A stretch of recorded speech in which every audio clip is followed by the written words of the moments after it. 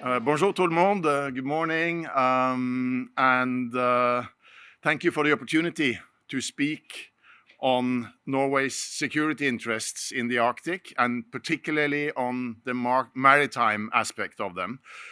Thank you to the organizers for allowing me to be a fly on the wall. The discussions yesterday were really interesting, and I realized the great overlap in situational understanding and challenges and threats that we are all faced with.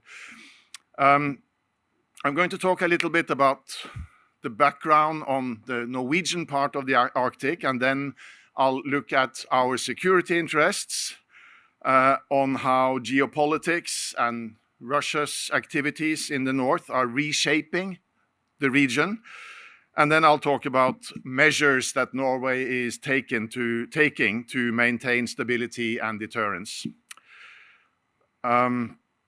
First, just let me state the obvious. Canada and Norway have a lot in common, including a shared understanding of the strategic importance of the Arctic. For both countries, Arctic security is high on the agenda in military and foreign policy planning.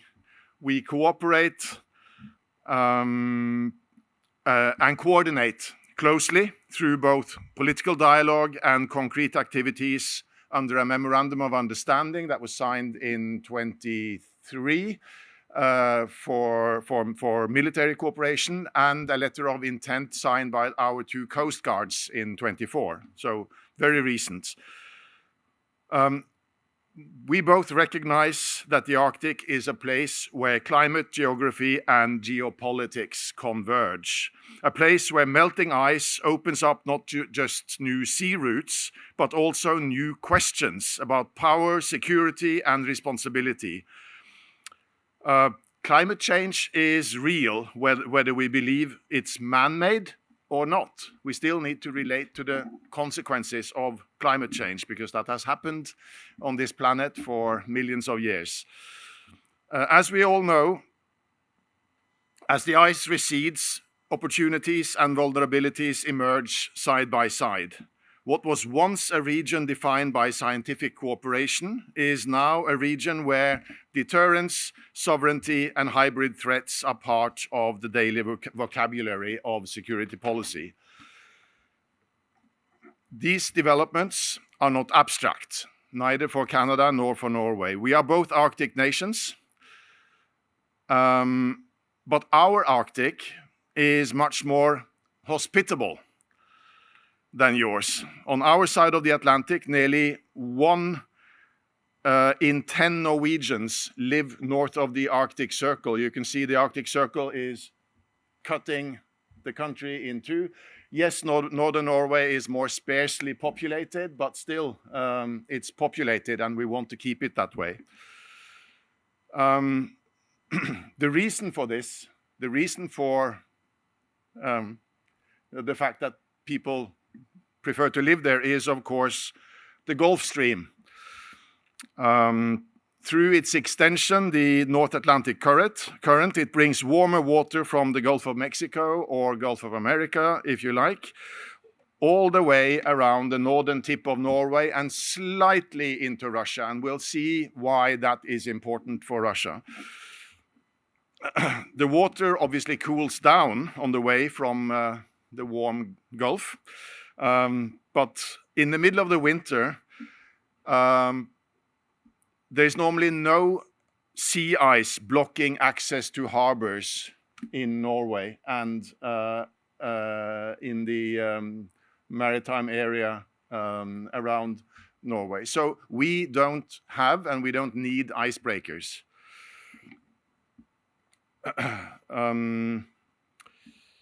Yeah, this is important because Norway is very much a maritime nation. In total, our exclusive economic zones and territorial waters cover an area approximately 5 to 6 times the size of the country.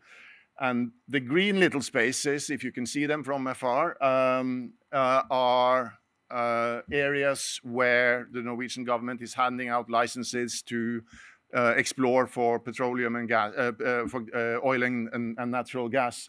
So this is important for resource management as well as for security reasons. It's also, the Barents Sea up north is also one of the richest fishing grounds in the world. So our high north is very much an integrated part of the country, not a distant frontier. It's also at the very heart of our foreign and security policy. This is where Norway borders with Russia, a country that has officially labeled us as an unfriendly state due to our support to the Ukraine. Our GDP now just hit 3.3%, going on 3.4 this year, to a large extent thanks to our contribution to the Ukraine. 1.6% of it is linked to that. So Norway has 196 kilometers of land border with Russia, and a much larger maritime border, as we saw on the previous slide, between adjacent parts of the Barents Sea.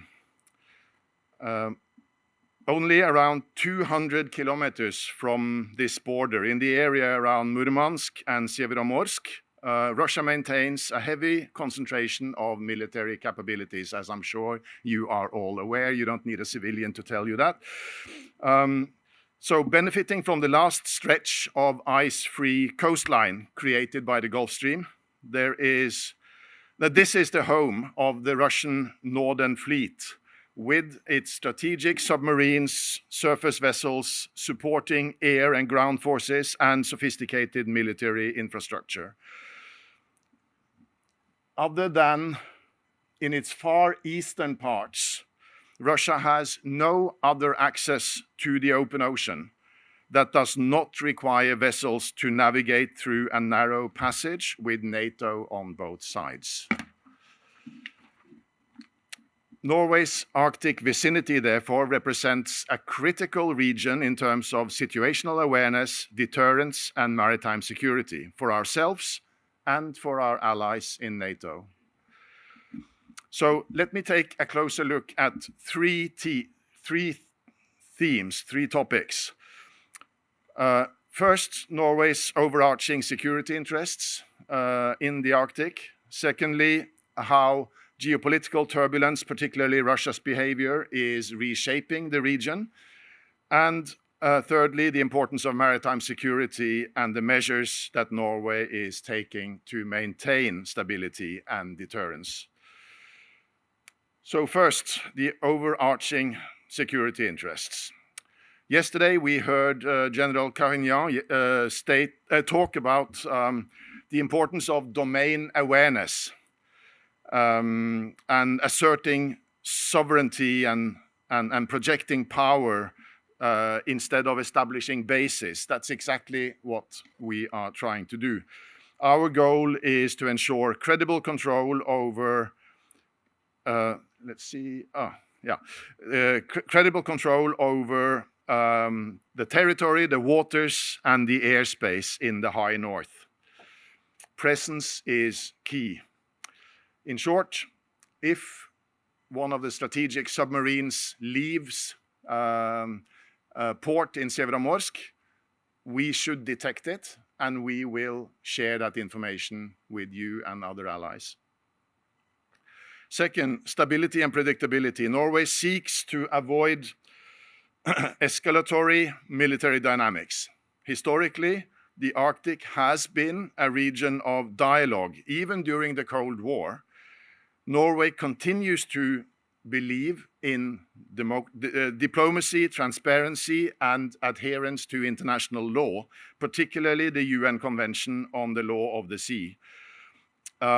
As we see it, there is no security vacuum in the Arctic. It is covered by NATO and our individual national security interests, and it is covered by the law of the sea. We don't need a forum for security policy specifically in the Arctic.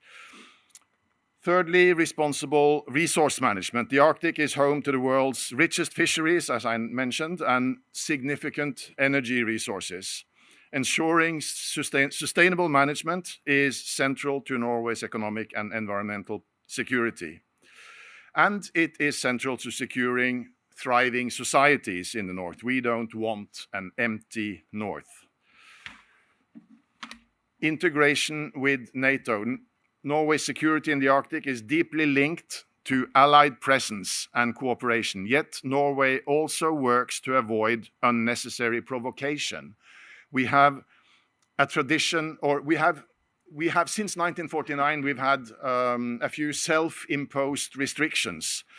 One of them we gave up on after Russia's full-scale invasion in the Ukraine. That is the restriction that troops from other NATO countries have not been allowed to operate east of the 24th degrees longitude in northern Norway.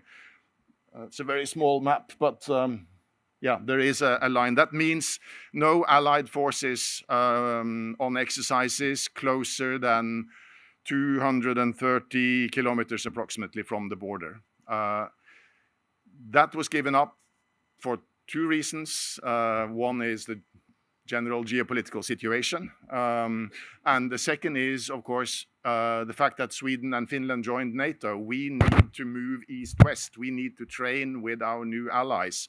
We cannot depend only on Axis going north-south.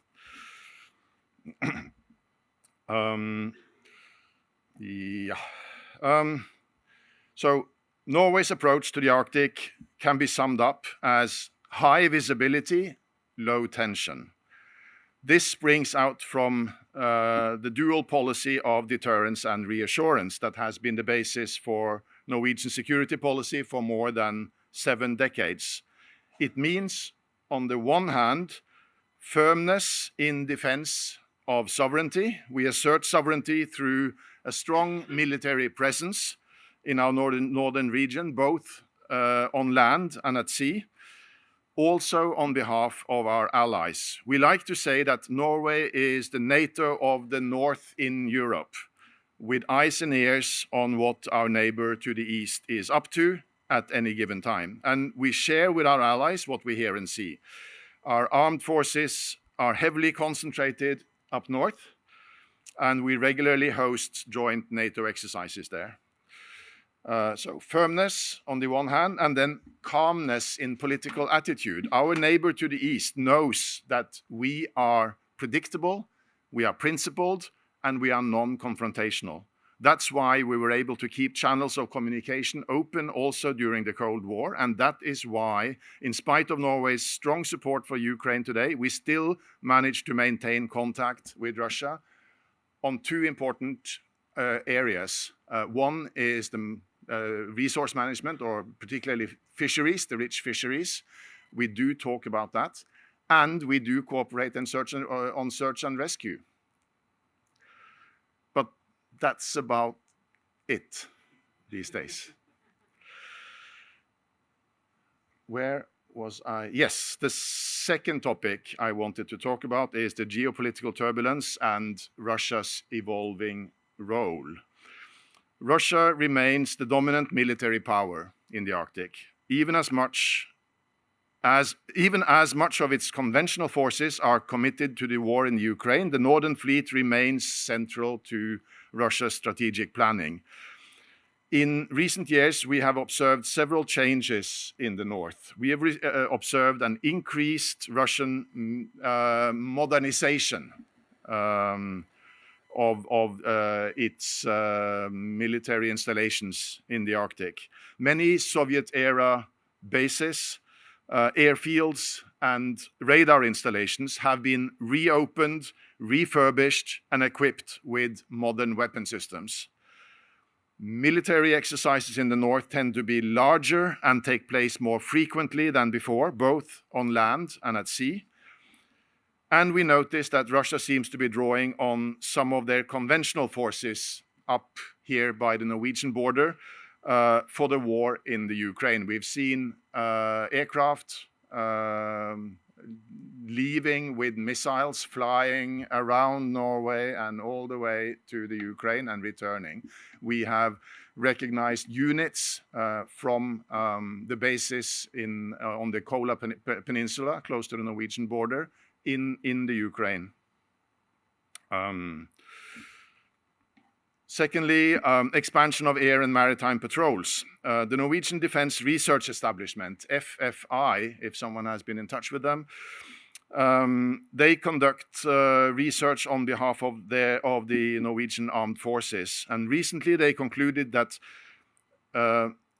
Russian live fire exercises at sea and in the air are now more concentrated in the Arctic than they used to be before February 2022. Most of this activity, and this is what you see here, for instance, this is their playground.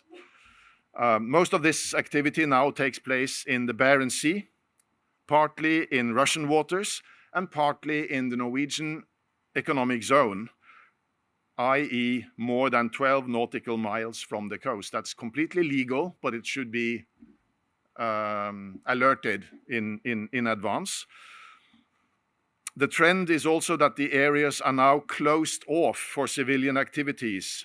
Once the Russians tell us that we're going to have a live fire exercise, we get all the fishing vessels out and prevent them from going back in until we get a green light from the Russians.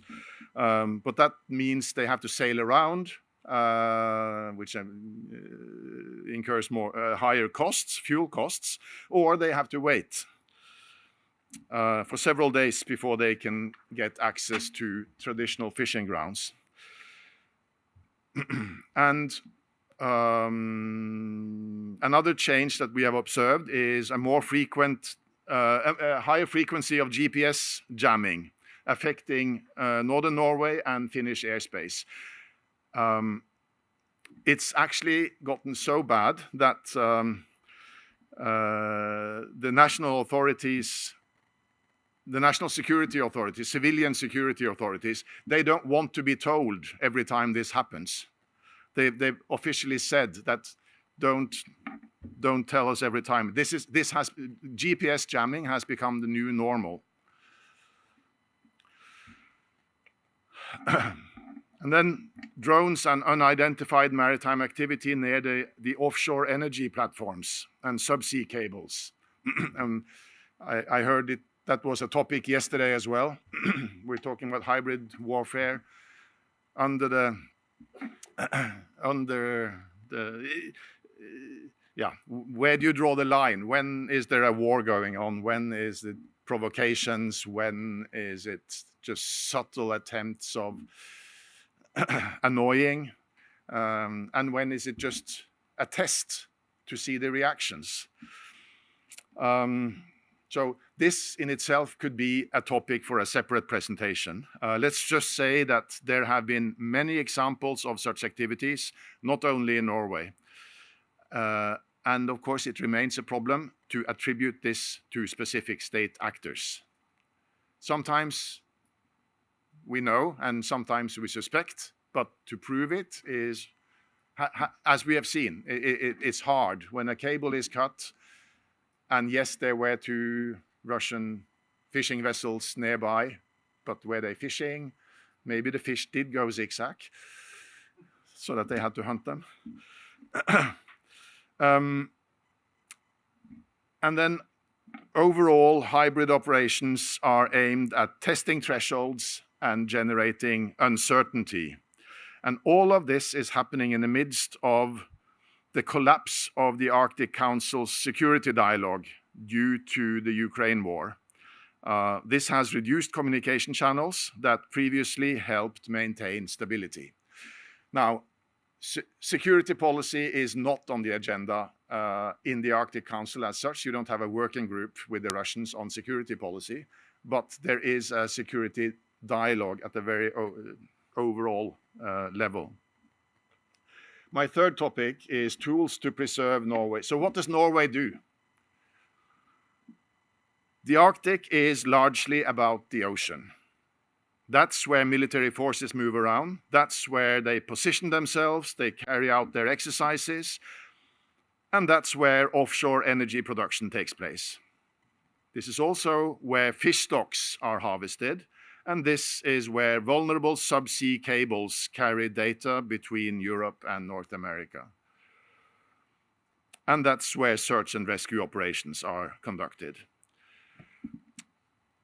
We believe, as I said, in the law of the sea. We believe in dialogue through the Arctic Council, but sometimes legal frameworks and multilateral cooperation is not enough.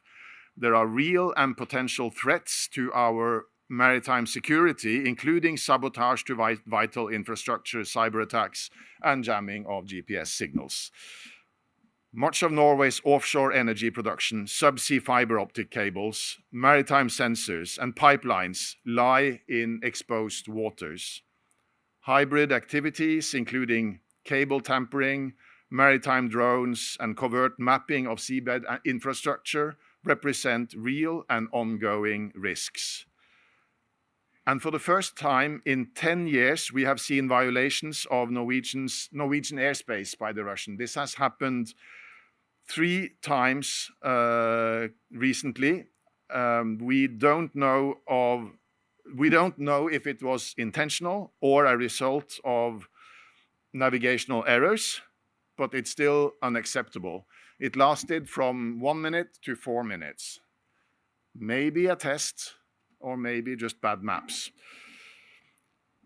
As the #1 energy provider to continental Europe, Norway oversees an extensive network of pipelines and cables for export of oil, gas, and electricity.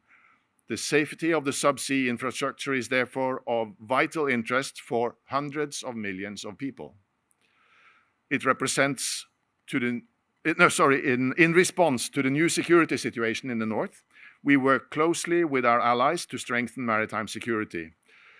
Norway is in the process of making several major investments in military capacities. Capabilities is the word, isn't it? Yeah, capability. The aim is to increase the capacity for surveillance in Arctic waters and beyond, and increase situational awareness on behalf of our allies. We recently purchased 52 F-35s and 5 P-8 Poseidon maritime patrol aircraft. And we paid for them all, and we had them all delivered. I understand this is currently an issue in Canada. Our Coast Guard has been equipped with new Jan-Mayen. Let's see, did I bring... maybe I didn't. No, okay, sorry. New Jan-Mayen class offshore patrol vessels. Norway uses Coast Guard first, Navy second, to signal that the Arctic is a region of civilian governance, not military confrontation. 2 months ago, Norway signed a contract to buy 5 new frigates, specially equipped to detect submarines. Like Canada, we have chosen the UK as our partner for this purchase.